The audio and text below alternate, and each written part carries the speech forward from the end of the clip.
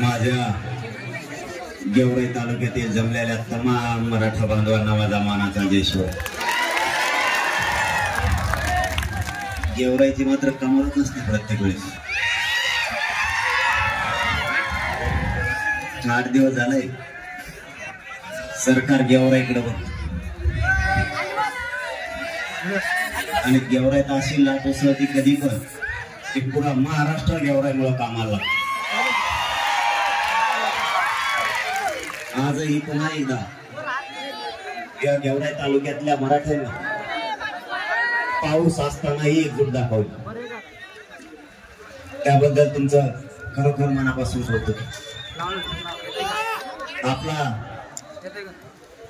संघर्ष मराठा आरक्षणासाठी आणि घोंगडी बैठक, या घोंगडी बैठकीचा शुभारंभ गेवराई तालुक्यातून होतोय. गेवराई तालुक्यापासून पुन्हा एकदा या घोंगडी बैठकीला मराठा आरक्षणासाठी ही घोंगडी बैठक आहे. हिचा शुभारंभ आजपासून सुरू झाला.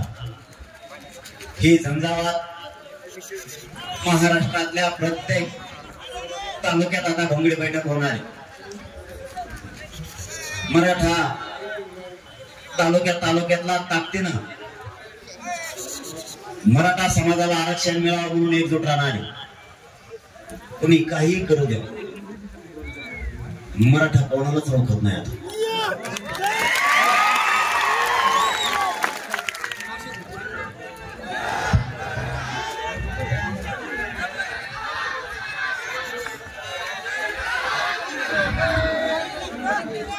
आता वेगळे षड्यंत्र आणि डाव आणले तरी मराठा हटला. मायबापावर रात्री चर्चा झाली. सरकारचे कॅबिनेट मंत्री अब्दुल सत्तार साहेब रात्री आले होते.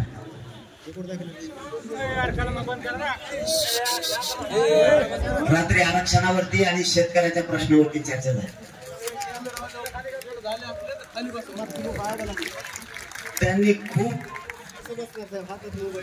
हात खोल घालून बघितलं.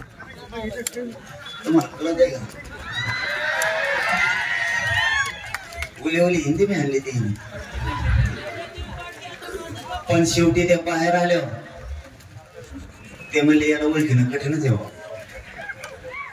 मी त्याला साधं सांगितलं, माझ्या जातीच्या आणि माझ्या जातीच्या लेकरातल्या डोळ्यातले मी अश्रू नाही बघू शकत.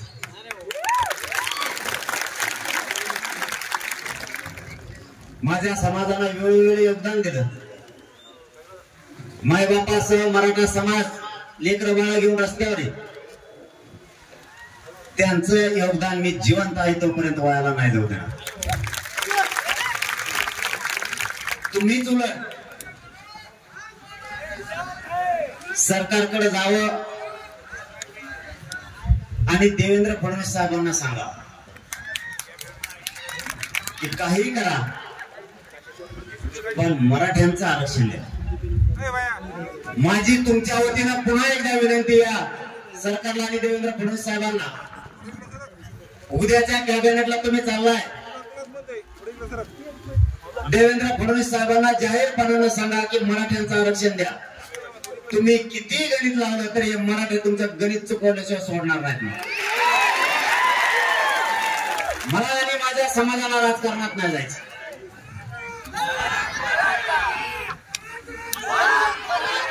आमची इच्छा सुद्धा नाही राजकारणाकडे जायची. रात्रीची झालेली चर्चा मी तुमच्या पुढे नाही मांडू, तो मांडू कोणापुढे. मला माझ्या समाजाला राजकारणात नाही जायचं. देवेंद्र फडणवीस साहेबांना तुम्ही सांगा आमचं आरक्षण द्या. आणि त्यांना जाहीर सांगितलं तुम्ही नाही दिलं तर तुमचे 113 आमदार पाडल्याशिवाय मी गप्प बसणार नाही.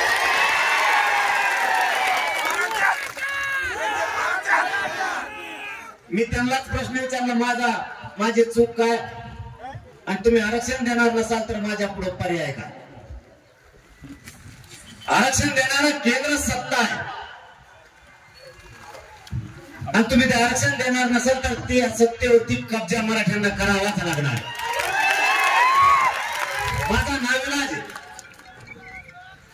आणि माझा समाज आता ऐकत पण नाही. आरक्षण घेतलं, ते आरक्षण सरकारनं दिलं तर समाज ऐकतो, नाही तर नाही ऐकत. सरळ आणि स्पष्ट सांगितलं आणि एकदम सोपं आहे. मी गॅजेट पण आणले घरी. गॅजेट पुढे 3ही गॅजेट उपलब्ध झाले का? हैदराबादचं गॅजेट पण, सातारा संस्थांचं पण आणि बॉम्बे गव्हर्नमेंटचं पण 3ही आणले. 3ही मराठा बोलली. आणि जो कोण एक जण म्हणतो मला आरक्षण नको, मला मराठा म्हणून राहायचंय, त्या गॅजेट मध्ये त्याचं नाव आहे. पुरावाच आणलाय नाही, इंग्रजांनी लिहिलेला, मी नाही लिहिला. आता काय करतो म्हणून, आता करतो काय, ते इंग्लिश मध्ये होतं म्हणलं वाचून दाखवलं मला 2-3 बार आणखी. त्याने 3दा वाचून दाखवलं, त्याच निघालं. म्हणलं काय अनुस्वार काय हाय का मध्ये, ते बघा काही कोमा मध्ये लागला तेवढं बघा. गॅजेट आणणारा म्हणजे नाही बाबा, कोमा आणि टिंब नाही, त्याच नाव. आता काय करतो, माझ्या मराठा समाजाचं कल्याण होत असताना तुम्हाला का दिसत नाही, तुम्ही का बघत नाही? आमचं म्हणण्याचा भागच एवढा आहे, तुम्ही घेऊ नका. तुम्हाला नाही घ्यायचं तुम्ही घेऊ नका. माझ्या गोरगरीब मराठ्यांना तुम्ही विरोध करू नका. आणि तसं पाहिलं तर यांना आरक्षणाची गरज पण नाही. आणि ज्याला आरक्षणाची गरज नाही तोच नेमका मराठा आरक्षणाला विरोध करतो. यांच्या म्हणण्यावरती आपलं जीवन नाही चालणार. यांच्या म्हणण्यावरती आपलं जीवन चालणार नाहीये, म्हणून आपल्याला आरक्षण पाहिजे. आणि त्यांना रात्रीही मी पुरावे तसे दिले. आणि दुसरा विषय त्यांच्यापाशी मांडला की माझा शेतकरी प्रचंड अडचणीत सापडला. शेतकऱ्यांना सरसकट नुकसान भरपाई द्यायची, अर्धवट फिरधवट नाही. आणि त्या त्रुट्या, ते काय अडी अडचणी, ते कोणचं ई पाणी, तलाठी, मंडळ अधिकारी हे लपड काय मला सांगू नका बाबा. ते येत आहे 11 वाजता, तलाठी उठवतोय 12 वाजता, त्याला गावात येतो वाजते 2, त्याच्या गोळ्याचा टाइम होतोय, ते 5च्या आत घरी जात आहे, मेला मग शेतकरी. ते लपड पाहिजे नाही म्हणून. आणि अरे हा तुम्हाला एक सांगायचं राहिलं, मी कृषी मंत्र्यालाच फोन लावला.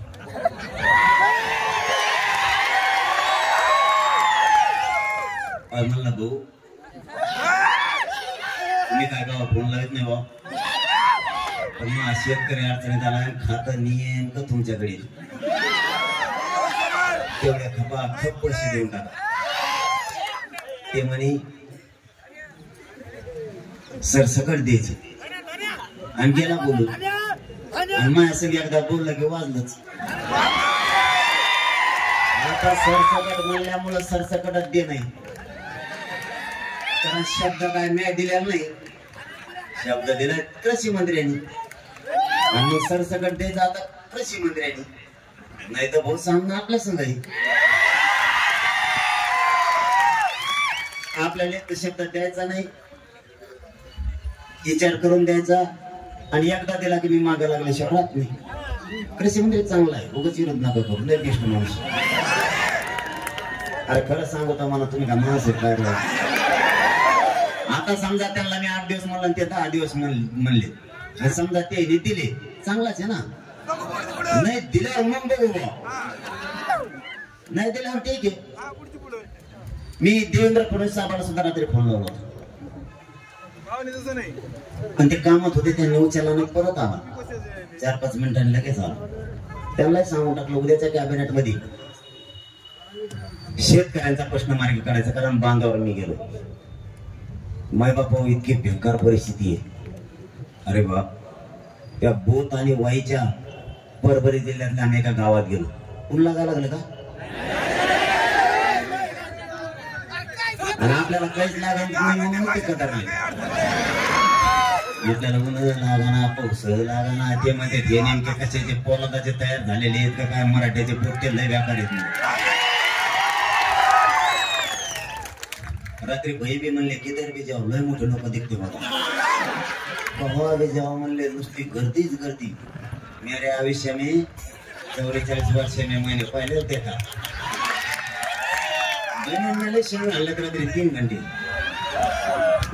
पण चांगला माणूस आहे तो म्हणला मी सगळंच करतो त्यांना गेल्यावर आणि करू शकतो ते माझ्यासारखंच आहे ते बी कचा हक्कच बोलवतो भाऊ मीडिया बघत नाही भाषण तर काय ठोकीन त्याचा भरोसाच नाही आणि तसलेच पाहिजे ते त्याशिवाय विसरणार नाही होत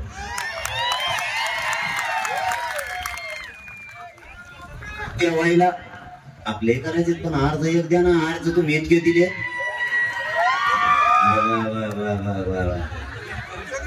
आपले करायचे पण तुम्ही अर्ज इतके दिले मग डोकंच बंद पडलं नुसते अर्जाचीच लाईन आहे वसंत अंतरवाली भयानक अर्ज आलेत काय ना दे राव तुम्हाला राजकारणाचं बेकार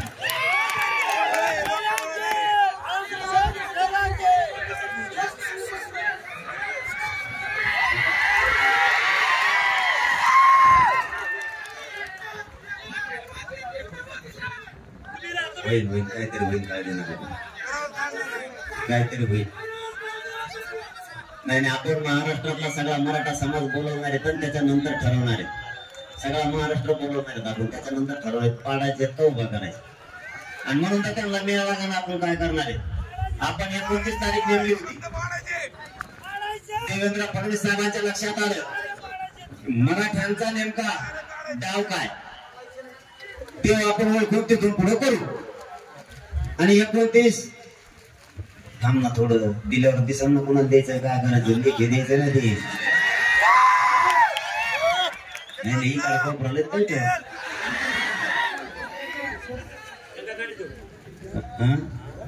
कोण देतो होता आता हा सांग नाही हो दे हा मोठे सांग जाऊ दे हा जेवण मोठ्याने म्हणा मोठ्याने आवडत होता मला आता आवाज म्हटला का मग आवाज येणार मला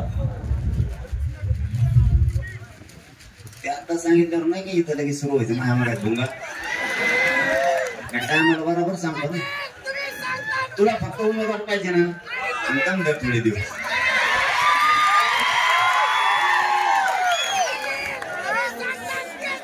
एकोणतीस तारखेला आपण निर्णय घ्यायचा ठरवलं पाडायचे का उभा करायचे त्यावरती देवेंद्र फडणवीसांनी अंदाजा घेतला मराठी नेमके काय करणार आहेत आता गेम सांगतोय दोघांच्या मध्ये कसा आहे आपण जर उभा करायचं म्हणलं भाजप खुश होते बरोबर काय यायची ते म्हणजे आपल्या बरोबर मधून निवडून येते आणि आपण उभा नाही करायचं म्हणलं की महाविकास आघाडी यश येतं आपले पुरे पुढे ते काय बघा यांचा कार्यक्रम पुरा या दोन्हीच्या दुऱ्या मराठ्याच्या जवळ कोणाच्या ठिकाणा यांचा असा डाव होता 29 तारखेला आपण काय निर्णय घेतो त्याच्यावरती रणनीती आखायची आणि त्यांनी 29 ला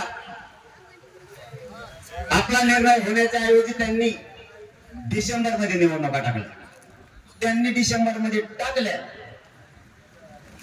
फडणवीस साहेब गेले दिल्लीला काय करायला गेले ते मला माहित ते तिकडे होते तेवढ्यात मी इकडे म्हणलं 29 तारीख आमची रद्द पुढे ढकलली त्याला गेमच कळाला नाही मराठ्याचा आला माघारी काय करी दिल्ली राहिली सगळंच राहिलं यांना वेळेवर काय हातोडा मारायचा ना ते योग्य दिशेने मारा तुम्हाला माहिती आहे ना 1 वर्ष झालं मी फक्त तुमच्यासाठी काम करतोय एकही निर्णय चुकून गेलेला नाही पुढचाही चुकून देणार नाही उगा पण करा तुम्ही आपण काय नाव टाकणार आहे काही कळू द्यायचं नाही दोघांचे बी गणित चुकले पाहिजे ती वेळ आली तर मिळत नाही लागला पाहिजे आपण काय करतो सगळ्यांची इच्छा जी असेल ती बैठक घेऊन आपण ठरवू काल मी बोथ आणि वाईच्या परभणी जिल्ह्यातल्या गावात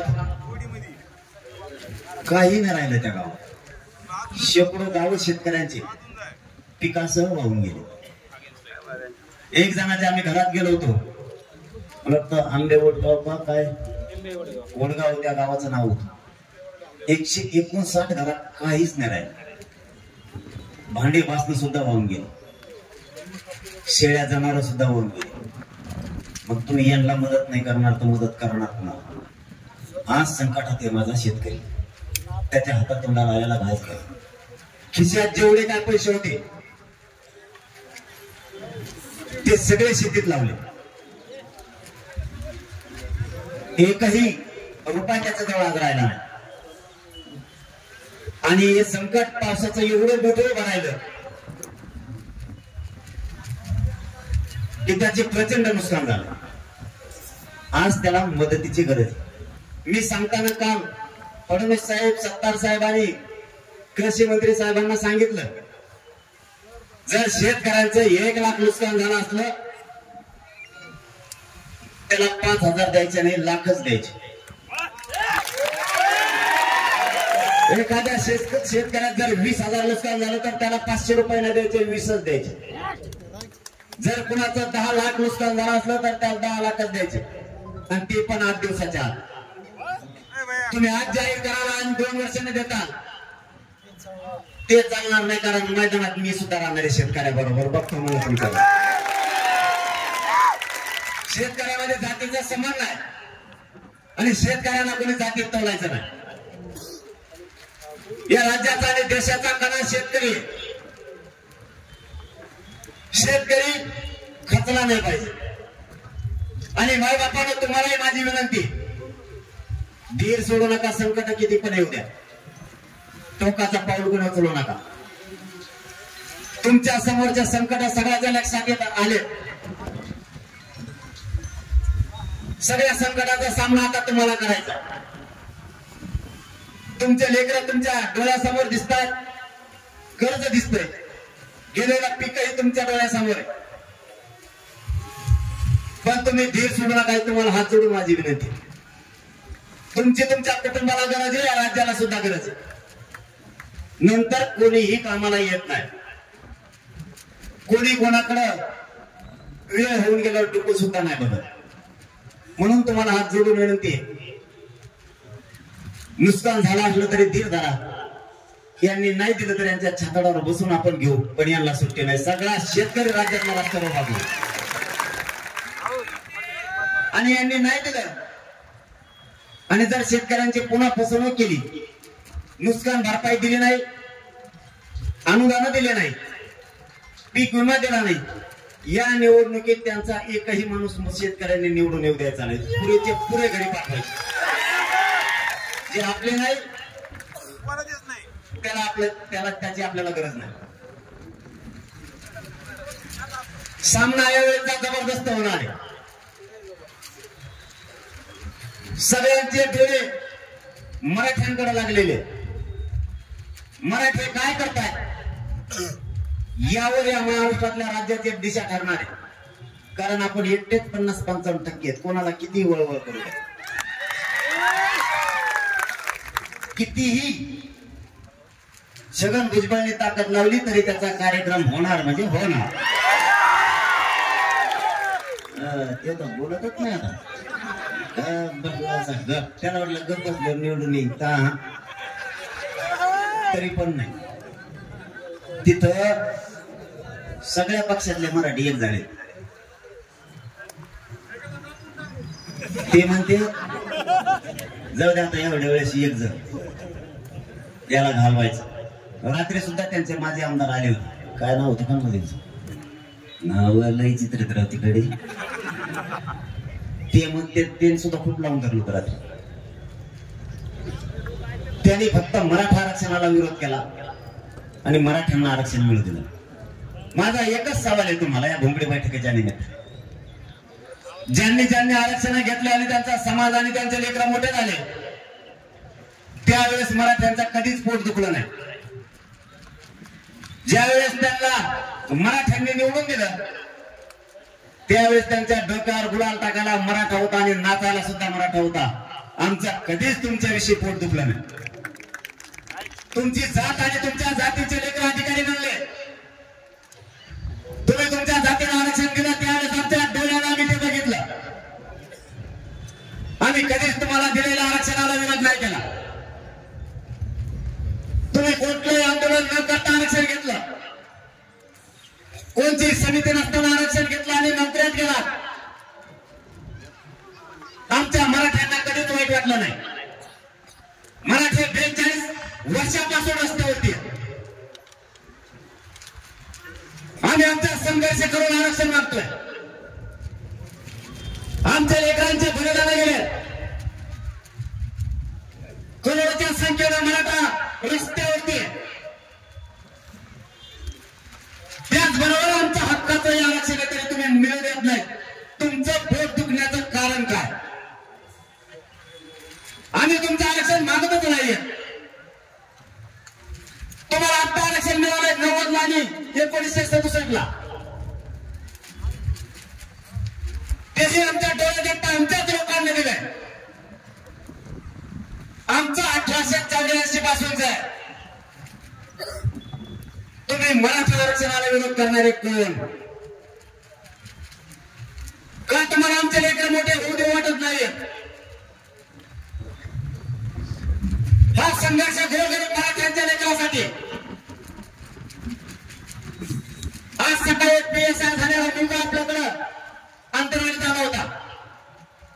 त्याच्या चेहऱ्यावरचा आनंद बघण्यासारखा होता. माय बापावर लेकर या आरक्षणामुळे अधिकारी बनायला लागले.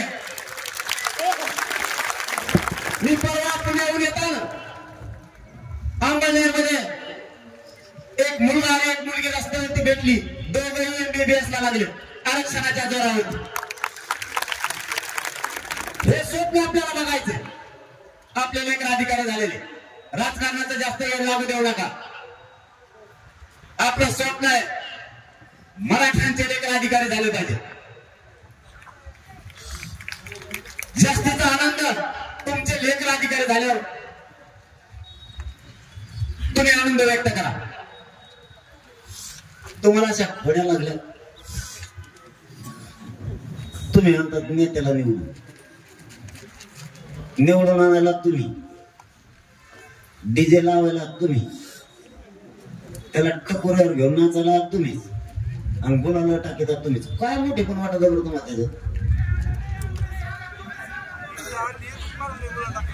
या मराठ्यांनी आनंद कोणता व्यक्त करा माहितीये का? तुमचं लेकरू कुठंतरी एखाद्या केंद्रावरती परीक्षा देण्यासाठी गेलं आणि तिकडे ते अधिकारी बनलाय. मराठ्यांचा पोरगा अधिकारी बनलाय आणि गावात वार्ता पसरली. गावातले लोक त्याच्या मायबापा शेतात काम करतात तिकडे गेले. अधिकारी झालेल्या मराठ्यांच्या पोराच्या आईला आणि बापाला मराठ्यांच्या लोकांनी खांद्यावरती उतरून आणलं. गावात डीजे लावला, त्याच्या अंगावरती गुलाब टाकला आणि डीजे समोर गाव नाचत राहिलं. ते आनंद तुमच्या आयुष्यातला सगळ्यात मोठा आनंद असणार आहे. हा आनंद व्यक्त करायचा मराठ्यांनी शिका. आता आपला समाज आरक्षणात गेलाय आणि छगन भुजबळच काय त्याच्या 17 पिढ्या आल्या तरी मराठ्यांना ओबीसी आरक्षणात जाण्यापासून कोणी तुला शकत नाही. तुम्ही फक्त तुमची एकजूट फुटू देऊ नका. मराठ्यांच्या मनगटाला मनगट लावायची ताकद यांच्यात नाही. फक्त त्या वळणावरती मराठ्यांना जायचं नाही. मराठे जर त्या वळणावरती गेले तर पळायला सुद्धा जागा राहणार नाही. आपल्याला फक्त त्या विषयात जायचं नाही. शांततेतच मराठ्यांना मिळून जायचं. आता नवीन नाव सुरू केलाय. एक आमदार आहे बार्शीचा,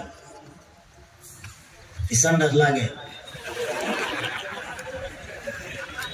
ते एका भाषणात म्हणला, मायला मी त्याचं सगळं विसरलो होतो बरं का, इमानदारी सांगतो. म्हणलं जाऊ द्या भाऊ, तिकडे एक आमदार आहे बघा कुणीतरी, माझी झाला देव त्यांनी पाळलाय. ते म्हणला देव लय बेकार आहे, त्याच्यात दाढीतून निवडून आलोय. आणि जर असं काही झालं मग मतदारसंघात 54,000 मायनस गेला आणि मी जर पडत मग संपलंच. जाऊ देवा म्हणलं. त्यांनी इतका भयान सांगितलं त्या माझ्या आमदाराविषयी, मला ना विरोधात गेलं कमी निघत नाही. त्याच्यामुळे विकासारखंच सांगतो. ते म्हणे त्यांनी इतकं बेजार केलेलं आहे, तेवढंच मोठा सावकार आहे, अमकाचे तमकाचे लय घराने केलं, लय त्रास देतो म्हणला. ते त्याला म्हणलं त्रास देतो म्हणल्यावर त्याच्याविषयी जरा राग होता आमच्या मनात. जाहीर सांगतो मीडियाच्या समोर आणि गेवराईच्या मराठ्यांच्या साक्षीनं सांगतो, थोडा माझ्या मनातला त्याच्याविषयीची नाराजी कमी झाली होती. 100% सांगतो मी तुम्हाला. पण एका भाषणात ते बोलता बोलता बोललं बघा. ह्या 8 दिवसात त्याला मी 5-6 आमदाराला देवेंद्र फडणवीस साहेबांकडे पाठवलं. म्हणलं बाबा मला काय राजकारणात जायचं नाही, माझ्या समाजाला जायचं नाही, आमचा आरक्षणाचा विषय ओबीसी आरक्षणाचा तेवढं द्या, त्याला जाऊन सांगा. आणि जर ते तुमचंच ऐकत नसता मग माझ्याकडे डबल येऊ नका बा, आमचे आमदार पडणे कमी सगळं सांगितलं. ते गेले, माझ्याकडे माघारी आले नाही. 23 दिवस झाले. ते आलं आणि त्याच्या मतदारसंघात गेलं आणि भाषण करायला लागलं. भाषणात म्हणते मनोज दादानी महाविकास आघाडीकडून लिहून घ्यावा आरक्षण देते का. अरे ते देणार नाहीत म्हणून तो तिला पाठवलं होतं ना, आणि तू म्हणतो त्याच्याकडून लिहून घ्या. मला एक सांगा, आपल्या गावचा सरपंच आहे, सरपंच असल्यावर आपण खड्डे बोजायचं काम, रस्ता करायचं काम सरपंचाला सांगतो का पडलेल्याला सांगतो माझ्या सरपंचाला? आणि मग सरकारलाच मागत असते. त्याला एवढं नाही, त्याचे बरेच प्रश्न येतात, त्याच्या मतदारसंघात जाऊनच मी त्याच्या प्रश्नाची उत्तर देतो. हे गेवरातून जाहीर सांगतात. बार्शीचे लोक जर ऐकत असले ना, त्यांनी जरा उद्या जर ते अंतर्वल बरं होईल, जरा घोडे बैठक बार्शीत टाकायची, त्याला जरा उत्तर द्यायचं मला सगळे. त्याचे जेवढे प्रश्न येतं त्या आमदाराची त्यांनी त्याच्या भाषणातून विचारलेले, त्याला उत्तर जरा समोरच देतो. इकडून देऊन उपयोगच नाही, कारण त्याच्या मनातलं आम्ही सगळं सोडलं होतं की जरा जाऊ द्या, चूक ही प्रत्येकाची होती. पण ते देवेंद्र फडणवीसांची भाषा बोलायला लागला. माघारी आल्या त्याची स्वतःची भाषा बोलत होता, त्यावेळेस त्याच्याविषयी आमच्या मनात माया येत होती. पण ते आता मराठ्यांच्या विरोधात बोलायला लागले. माय बाप तुम्हाला सांगतो, या असल्या अवलादींनी मराठा एक येऊ दिला नाही. मराठ्यांचे पसरलेला अवलाद येत नाही, ज्यांना आरक्षणाची गरज नाही त्यांनीच आतापर्यंत मराठा एक येऊ दिलेला नाही. हे आपल्या बेरजे धरूच नका, कारण हे जर अशा काड्या करत असले, तिकडूनच बोलत असले, प्रश्न सरकारचा, आरक्षण देण्याच्या हातात सरकारच्या. सध्या राज्यकर्ते जमात म्हणून सरकार भाजपा सरकारचं नेतृत्व करत आहे. विधानसभा अस्तित्वात असताना मुख्यमंत्र्यांचं काम आहे जनतेचे प्रश्न जाणून घेणं. पण तुम्ही जर मंत्रिमंडळाला उपमुख्यमंत्री काम करून देणार नसाल तर बाकीच्या मंत्र्यांनी आणि आमदारांनी काम करायचं कसं? देवेंद्र फडणवीसांनी मराठ्यांना दिलेले शब्द पूर्ण केले पाहिजे. सगळ्या शहरांचा अध्यादेश मी नाही काढला, सगळ्या शहरांची अधिसूचना मी नाही काढली. 2012च्या कायद्यात दुरुस्ती करायचं ठरवलं तुम्ही, राज्यपालांच्या सह्या आणल्या तुम्ही,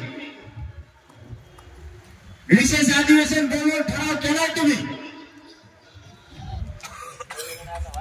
हा कधी मागवण्याचं काम हे तुम्हीच केलं. आणि आता सगळ्या सोयीची अंमलबजावणी करण्याऐवजी तुम्ही आमच्याच मराठ्यांचे आमदार आमच्या विरोधात घालायला लागले. यांनी किती विरोध केला तरी माझा गोरगरीब मराठा मागे सरकणार नाही. जर यांनी या देवेंद्र फडणवीस साहेबांनी जर असं मराठ्यात फूट पाडायचा प्रयत्न केला तर मराठ्यांना तुम्हाला जाहीर सांगतो, यांचे 113 राज्यातले मराठी आमदार पाडू शकतात. मराठे ते पुरेचे पुरे पाडल्याशिवाय काही बसायचं नाही, कारण आपला जीव आरक्षणात आहे आणि यांचा जीव खुर्ची दे. खोटे नाटे प्रश्न आम्हाला नका विचार.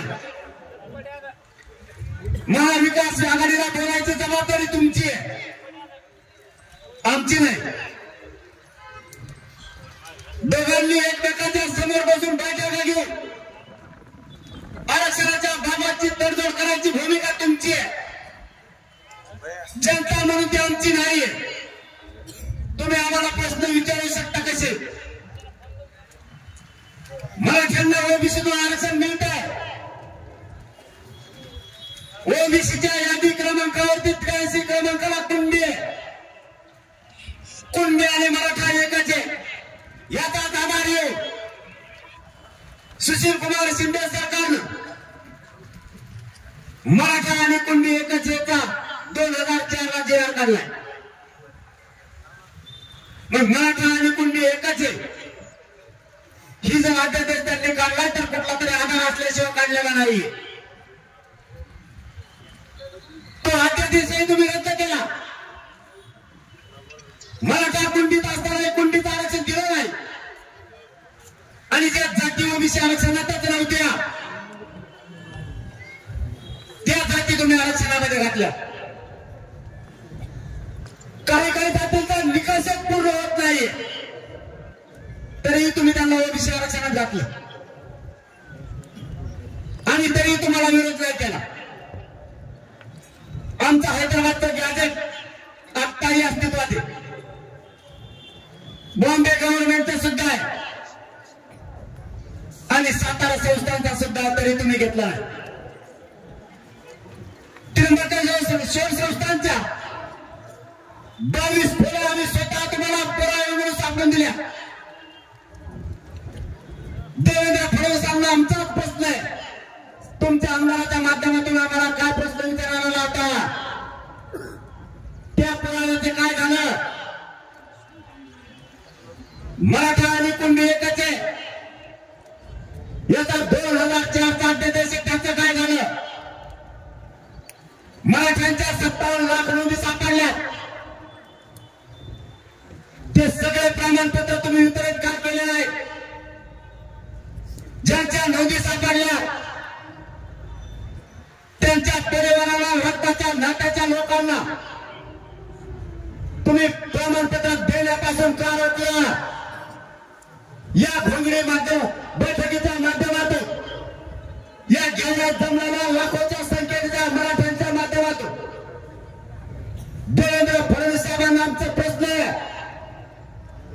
आमच्या व्हॅलिडिटीला का थांबवल्या? एससीबीसीचं 10% आरक्षण आम्ही मागितलेलं नसून तुम्ही का दिलं? आणि ते दिलेलं असताना तुम्ही आमचं ईडब्ल्यूएस आरक्षण का रद्द केलं? मराठ्यांच्या पोरांच्या मुळावरती तुम्ही कशामुळे घालवायला लागला? गोरगरीब मराठ्यांच्या पोरांचा दोष काय? तुम्ही एससीबीसी आरक्षणाला 6 महिन्याची मुदतवाढ दिली. तुम्ही कुणबीच्या व्हॅलिडिटीला 6 महिन्याची मुदतवाढ का दिली नाही? फडणवीस साहेब, ज्या मराठ्यांच्या पोरांना आणि पोरींना ईडब्ल्यूएस मधून फॉर्म भरले त्यांचे अर्ज तुम्ही का रद्द केले? पोलीस भरतीतले पोरं तुम्ही का बाहेर काढले? आरोग्य विभागात ईडब्ल्यूएस मधून पोरांनी तुम्ही एससीबीसी आरक्षण देण्याच्या अगोदर फॉर्म भरलेले ते पोराचे अर्ज का रिजेक्ट केले? तुम्ही मराठ्यांच्या मुळावरती का घाव घालावा लागला? आरोग्य विभागाचा तुम्ही तसंच केलं. कृषी विभागाच्या भरतीत तुम्ही तसंच केलं. मराठ्यांच्या पोरांच्या भरती थांबवण्याचं काम तुम्ही त्यांना केलं. मराठ्यांच्या अधिकाऱ्यांच्या भरत्या तुम्ही का थांबवल्या? मराठा ओबीसीत गेलेला असताना कुणबी प्रमाणपत्राचा ऑप्शन का दिला नाही? सकाळी अंगणवाडी सेविकाच्या महिला आल्या होत्या अंतरवालीला. तिथं कुणबीचा आणि एससीबीसीचा ऑप्शनच नाहीये. फडणवीस साहेब, कोणतं आरक्षण तुम्ही मराठ्याला दिलंय? तुम्ही किती दिवस मराठ्यांना फसवणार आहे? तुम्ही आमच्याशी प्रत्येक वेळेस डावकार असताय. आम्ही तुम्हाला विरोधक मानला नाही, शत्रू मानला नाही. तुमचं कारण काय की तुम्ही प्रत्येक वेळेस मराठ्यांच्या पोरांना नोकऱ्यातून आणि ऍडमिशन मधून बाहेर करायला लागला? कित्येक तरी मुलींनी एससीबीसी आरक्षणाच्या अगोदर ईडब्ल्यूएस मधून प्रवेश घेतलाय. तुम्ही 2 वेळेस ते मान्य केलंय.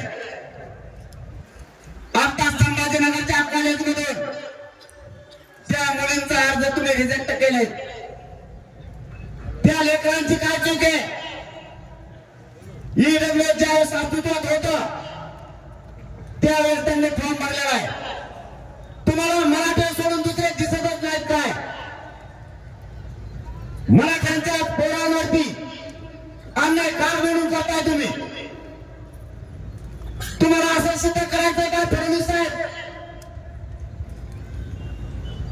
ईडब्ल्यूएस मराठ्यांच्या फायद्याचं होतं हे दाखवण्यासाठी एससीबीसीतून फॉर्म भरणारे पोरं सुद्धा तुम्ही बाहेर काढायला लागला. इतका अन्यायकारी तुम्ही वागू नका. मराठ्यांच्या पोराने तुमचं काही केलेलं नाही. तुम्ही किती डाव चालवणार आमच्यावरती? तुम्ही प्रत्येक वेळेस फक्त आणि फक्त मराठ्यांना फसवायला लागला. तुम्ही कितीही अन्याय केला आणि खोट्या योजना आणल्या, आता मराठा मात्र तुमच्या पाठीशी उभा नाही राहिला. तुम्ही काहीही करा, मराठ्यांना आणि या महाराष्ट्रातल्या जनतेला लाडेगुडी लावण्यासाठी त्यांनी आता एक नवीन योजना आणली, लाडकी बहीण. चांगली योजना, काय अडचण आहे का? पैसे आपले. इथे बिस्किट पुडा जरी घेतला ना तरी टॅक्स जातो, जीएसटी. पेन घेतला तरी पैसेच आपले. कचा कच घ्या, तुम्हाला काय करायचे? चांगली योजना, पैसे घ्यायचे चांगली. पण देवेंद्र फडणवीस साहेब एका प्रश्नाचं आज उत्तर द्या. ज्या लाडक्या बहिणीला तुम्ही 1500 रुपये दिले, तिच्या लेकराचं म्हणजे तुमच्या भाषेचं शिक्षणच थांबलंय, जरा आरक्षण देता का तेवढं? आणि दाजीचा फेसपाडा काम करू करू बांधा त्याचं काम. दाजीचं पिकालाच भाव नाही. तुम्ही लाडक्या बहिणीला 1500 दिले, पण दाजी बांधावर बेजार झालाय. त्याच्या मालाच्या भावाचं काय? दाजीला जर एखाद्या बार रूम न उचललं तर लय बेकार होईल फडणवीस. आणि एखाद दिवस मी हे सगळे दाजी मोबाईल घेऊन येणारे, भाचे घेऊन येणारे मामाकडे. मामा बी देण्यासारखा पट्ट चलाच एकदा मुंबईला. दाजीच्या मालाला भाव देतो का? पिकाला भाव नाही. लाईट रातची देत ते 50 बारे लाईटच जाते. रानात गेलं की येते, घरी आला की लगेच जाते असली लाईट. त्याच्यात मोटर पाणी सोडली, शेण टाकू टाकू चालू करावं लागते ती मोटर. तुम्हाला व्यथा नाही कळायच्या फडणवीस साहेब शेतकऱ्यांची. तुम्ही लाईट देणार, मालाला भाव देणार, संपूर्ण कर्जमुक्ती करा तुम्ही शेतकऱ्याची. तुमचं काहीच नको आम्हाला, संपूर्ण कर्जमुक्ती करा. लाईट द्या मराठवाड्याला आणि विदर्भाला, कायमचं पाणी द्या. आम्हाला काहीच नको आणि मालाला भाव द्या, तेवढा दुधाला लाईट द्या. तुम्ही ज्याच्यात पाणी टाकीतात ना ते पाणी माग झालं आमच्या दुधापाशी. तुम्ही कशात टाकीत राहची मंगला मी पण टाकी देत पाणी राहची. ते पाणी महाग झालं पण दूध काय महाग होईना. तेवढ्या दुधाला भाव द्या. ते नाही चिल्लर काम करते. आणि तुम्ही सुद्धा भावनी फत जाऊ नका. वेळेवर कसल्या योजना आणल्या त्या काय आपल्या आयुष्याला पुरणार नाही. आता ते नवीन योजना आणणार आहे. दिवाळी जवळ आली, आनंदाचा शिरा. ती डाळ 1 किलो भर देते, सगळे भुंगी लागलेली. तिला किती पाण्यात टाका, 15 दिवसांनी मावशीला पाण्यात हात घातलं तरी तसेच डाळ बाहेर येते. ते तेलाचा एक पुडा वाकडा तिकडा झालेला, पण फकाट तेल ती. आपल्या ते मावशी इतके विचित्र आहेत, ते तेल कडे टाकी द्या, सगळं सरपंच संपदा वापर तेल तेल पिवळं होत नाही. मग काय देवेंद्र फडत्यात वंगण टाकी द्या का काय करतात कोणाला? अरे काय नादी लावते राव, तेवढं तर बांधावर पाडायला शेतकऱ्याचं. आमचं त्याने आयुष्याकडे जाणार नाही. आम्ही तुम्हाला आयुष्याच्या सुविधा मागतोय त्या द्या. तुम्ही आम्हाला काय देऊ नका. आमच्या लेकराला आयुष्याचं आरक्षण द्या. हेच मराठ्यांचे लोक तुम्हाला डोक्यावर येऊन असतील, नसता खाली आपल्याला सुद्धा मागत लागणार आहे. तुम्ही आमच्या शेतकरी मायबापाला त्याच्या पिकाला भाव द्या.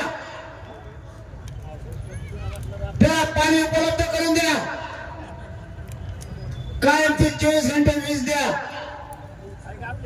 कधीच माझा शेतकरी मायबाप आत्महत्या नाही करू शकत.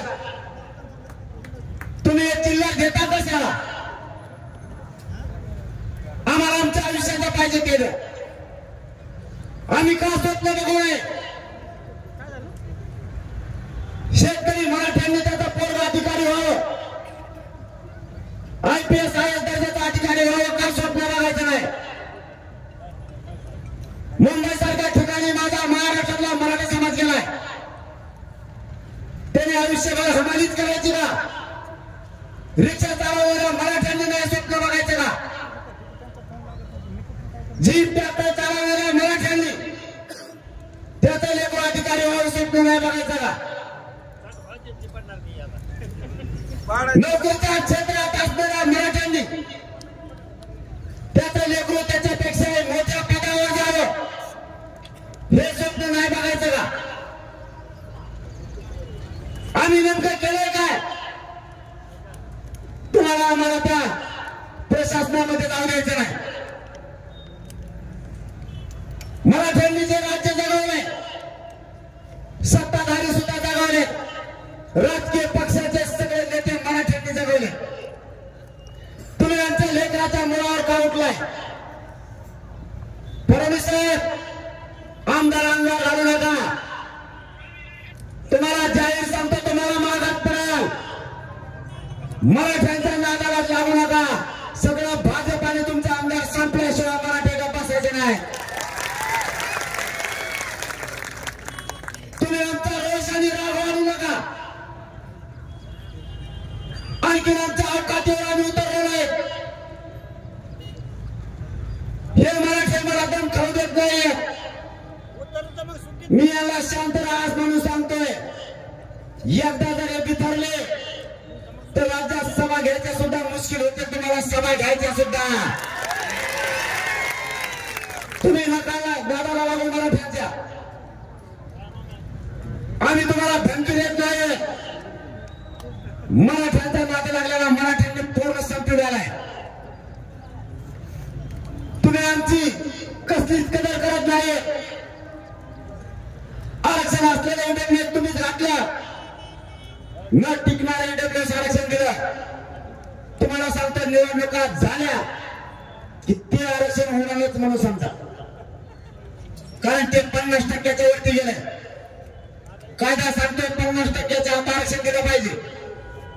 कायदा आणखीन एक सांगतो, जी जात ओबीसी आरक्षणात घालायची ती मागास सिद्ध असली पाहिजे. कमिशनला जी आता समिती नेमली होती शिंदे साहेबांची, सुकरे साहेबांची, तिने मराठ्यांना मागास सिद्ध केलं. मग सरकारनं मराठ्यांना 50%च्या आत घालण्याऐवजी 50%च्या वरती आरक्षण दिलं म्हणून ते टिकत नाही. हे फक्त निवडणुका होईपर्यंतच राहणार आहे. मग ते जर आरक्षण गेलं, आपल्या पोरांनी करायचं काय? म्हणून आपल्याला आपल्या हक्काचं ओबीसीतलं आरक्षण पाहिजे. ते आपल्याला मिळवायचं. देवेंद्र फडणवीस साहेब, तुम्ही पुढच्या काळात तरी मराठ्यांचे प्रश्न मार्गी लावायच्या कामाला लागा.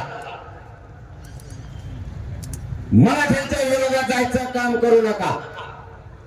नसता मराठी निर्णय घेणार पाडायचे का उभा करायचे. आणि एकदा जर निर्णय झाला तर मग मराठीने माग लोकसभेला एकदा कचका दाखवला. लय बेकार येत राहतो. मी नुसतं पाडाच म्हणून होतो. मी नाव बी नाही घेतो. कोणच राईटच कार्यक्रम केला तुम्हाला माना म्हणून. तुम्हाला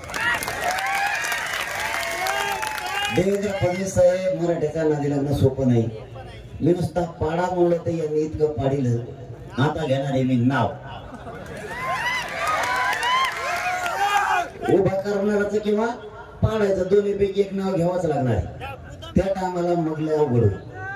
एक जणाचा प्रत्येक मतदारसंघात मराठी 1 लाख आहेत, 1.5 लाख आहेत. 90,000च्या खाली महाराष्ट्रात एक 22-23 मतदारसंघ सोडले तर सगळीकडे या संख्या नाही. आणि तुम्हाला 60-70 हजाराचं लीड तोडणं सोपं आहे. राखीव मतदारसंघात प्रत्येक मतदारसंघात 70 हजारापेक्षा जास्त मराठ्यांचा मतदार. यावेळी सगळे राखीव आपल्या विचाराचे मराठ्यांनी काढायचे. 48चे 48 बाहेर निघले पाहिजे. मराठ्याच्या मताशिवाय राखीवला सीटच निवडून येऊ शकत नाही. आणि मराठ्याच्या मताची लीड तोडणं एवढं सोपं नाही. एक जणाची 5 हजाराची लीड तोडताना एवढा फेस पडला होता. मराठ्याचा कचका सोपा नाही म्हणून मी सांगत होतो आमच्या नादी लागू नका. उगाच दवशी ते काम धामाचे. अरे मराठ्यात ताकद माहित नव्हती भाऊ, आता शिकणीच झाली मराठीची ताकद काय. आष्टी पाटोदा शिरोळ मतदारसंघात 1,67,780 एकटा मराठा. एकटा काय बरोबरी करायला निघाला तरी आमची कसली एकदाकडे उभे देत मग बुलबुल करते. टेका खाली टेका खाली टेका खाली टेका. 9चा टाइम नाही झाला आणखी. टाइम झालं 9च्या पुढे मला असं भेव वाटत राव. अरे तुम्हाला सांगतो किती येड असो माणसाला. एक जण टाईट झाल्यावर माझ्याकडे 11 वाजता. त्याच्या ध्यानातच नाही राहिलं दिवसभर आपण अर्ज दिला नाही आला म्हणून. उमेदवारी अर्ज घेऊन आला आणि तराट झाल्यावर आला. त्याच्या तवा ध्यानात आलं की आपण उमेदवारीच मागितली नाही. कणाकानच अंतरवली लागलं. ते फाईल घेऊन यायचा आवाज तिथं दुसरीच घेऊन आला आणि मला फाईल दिली. मी म्हणलं भाऊ ही फाईल नाही ती मला नीट वाचायची होती चिठी. आता नाही लागत आहे ते मला ऐकताना लट टप्पू होत होती. जाता म्हणलं तुम्ही ऐकता ना तुम्हाला खरंच पाय पडून सांगतो मी. आपला समाज लय मोठा होईल. प्रत्येक भाषणात सांगतो मी फक्त आपल्या जातीला आपल्या जातीच्या लेकराला आयुष्याचं आरक्षण द्या आणि मराठ्यांनी व्यसनापासून लांब जा. आपल्या जातीची कोणीच प्रगती रोखू शकत नाही. असे लुटी देत नाही. 9च्या पुढे कार्यक्रम घ्यायचा म्हणलं टेन्शनच येतो. त्या दिवशी नेमकं ही होत ती श्रावण संपल्याला आणि मी इकडे सप्त्याला गेलो बीड जिल्ह्यात.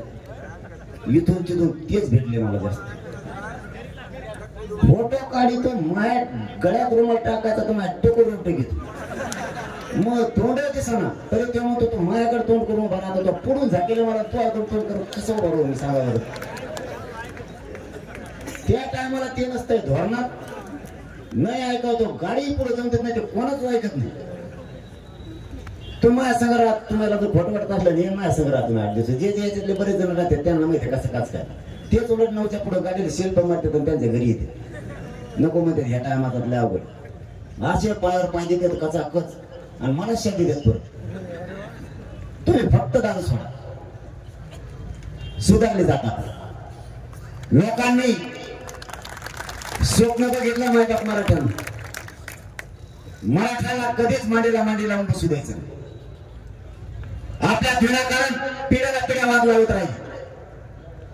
आपण 1 घंटा झाला बोलत होतो. एक बी मराठ्यात हल्ला नाही होता. तसे जरूर येणेच आपल्याला सरकार कदरलं गाव. ते म्हणते हे हलत नाहीत जात नाहीत. 9 वाजत रात्री भाई बी म्हणत होते 70 भाई सुद्धा. ते म्हणले म्हणे इतक्या बार द्या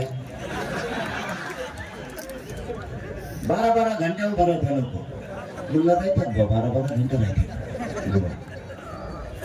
कारण ते स्तुती करत होते. मी काय त्याला आडवं नाही बोलत. तो चांगला माणूस आहे खरं. निर्भीड पाहिजे रे माणूस. तेव्हा तुमचा ते पण निर्भीड आहे.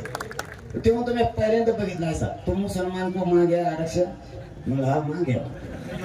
ते म्हणलं मग माहीत ते सातच आहे आहे तर मग माहिती पुढे इतर पुढे हाट्या म्हणलं म्हणजे ते म्हणलं तू पाड म्हणलं आम्ही पाड्या म्हणलं म्हणजे तू पुढे पाड्या पाडायच्या का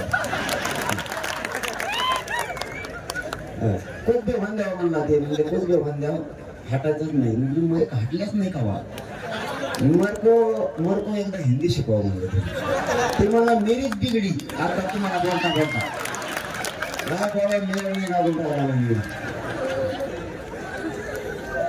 परेशान होतो आणि गेले बी. कारण ते मग ते नंतर मराठी जोडायला सुरू केली त्यांनी. ते आपल्याला जमवतं. इंग्लिश हिंदीचं मग ते पणच बसा ना काय करा. नाही एक माणूस आणला होता हिंदी शिकायला. ते होता अँकर. त्याच्या आधी चांगलं चालली होती नोकरी बिकरी हिंदी बी चांगली चालली. मला शिकायच्या नादात ते शिकूनच गेलं. ते माझ्या पाय पडलं वाटते म्हणे मी तुम्हाला हिंदीने शिकित म्हणजे हायती नोकरी तर न्याय करे राव म्हणे लय राव ठेवला.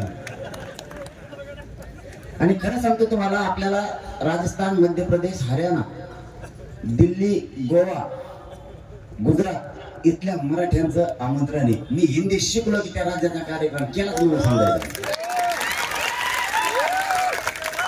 गुजरातचे पटेल कार्यक्रम लावणार 15-16 लाख मराठी, गोव्यातले मराठी, बिहार, दिल्लीतले मराठी,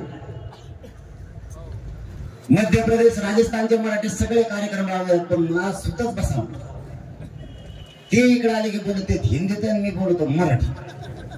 आमच्या मध्ये एक सांगायला ती सरपंच, ती अर्धा ढिला पाडला, ती सांगायला मी मराठी टिकून बोलत की त्याला हिंदी सांगतो. आता शब्दाचा अर्थ काय व्हाया त्याला मेळ लागला, असा मेळ होका लागला. त्यामुळे तिकडचे लोक यायचे एकत्रले. आता त्यांना आम्ही काय म्हणत तेच कळून, याला काय मी सांगितलेली मराठी कळते, हिंदी काय सांगतो त्यांनी सांगितलं याला मला सांगता येत नाही. याची हिंदी माझ्यासारखीची अर्धवट गुतेल गुतेल गुतेल म्हणजे पळत पळत चालली.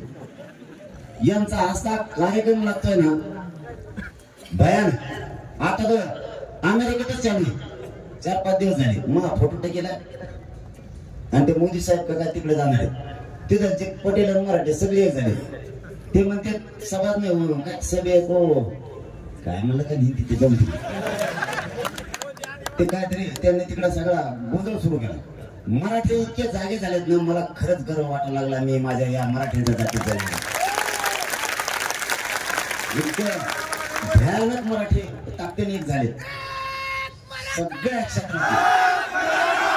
सगळ्या क्षेत्रातले. मुंबई पुण्याला आपण गेलो त्यावेळेस मोठमोठ्या महालात, फ्लॅट मध्ये, मोठमोठ्या बंगल्यात राहणारे मराठी सुद्धा चहाची कॅटली घेऊन आपल्या मराठ्यांना चहा वाटत रस्त्यावर होते.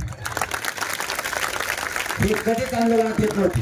वकील असू द्या, पोलीस असू द्या, महसूल मधले मराठ्यांचे अधिकारी असू द्या, शिक्षक असू द्या, कोणत्याही वर्गातला असू द्या, आपले बिल्डर असू द्या, कॉन्ट्रॅक्टर असू द्या, सगळ्या राजकीय पदावर असणारे मराठी असू द्या, सगळे एक झाले. तुम्हाला आणखीन एक सांगायचं राव, गेवरातूनच सांगतो, गेवरातल्या मराठ्यांना आणि महाराष्ट्रातल्या सुद्धा आपल्या अधिकाऱ्यांना प्रचंड त्रास दिला जातो. आपल्या अधिकाऱ्याने जर काम केलं नाही त्याला हे डायरेक्ट म्हणजे तो मराठी काय म्हणून करीत नाही का, तिथं जातीचा काय संबंध. जर त्या कायद्यात बसतच नसलं ते कुठून करीन, हे असले शब्द काढून त्यांना वेठीस धरलं जातं. आपण कधीच त्यांच्या अधिकाऱ्याला म्हणत नाही तू त्या जातीचा आहे म्हणून आमचं काम करीत नाही का. कारण मराठ्यांवर तिथे संस्कारच नाहीये दुसऱ्याच्या अधिकाराला त्रास द्यायची. तुम्ही आमच्या अधिकाराला त्रास का देताय.